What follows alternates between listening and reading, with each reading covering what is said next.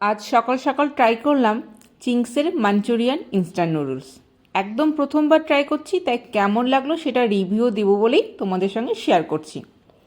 তার জন্য বেশ খানিকটা প্যান বাড়িতে জল গরম বসিয়ে দিয়েছি। তারপর প্যাকেটটা খোলার পর নুডলসটা বেরিয়ে এলো, যদিও ভাঙাচোরা, তাতে কোনো আপত্তি নেই। তারপর গরম জলের মধ্যে দিয়ে দিলাম নুডলসগুলো। এইবার মশলার প্যাকেটটা খোলার পালা, ঝটপট করে কেটে নিলাম। মশলার প্যাকেটটা কাটার পর এত সুন্দর একটা ফ্লেভার গন্ধ এলো না, জাস্ট সেটাতেই মজে গেলাম।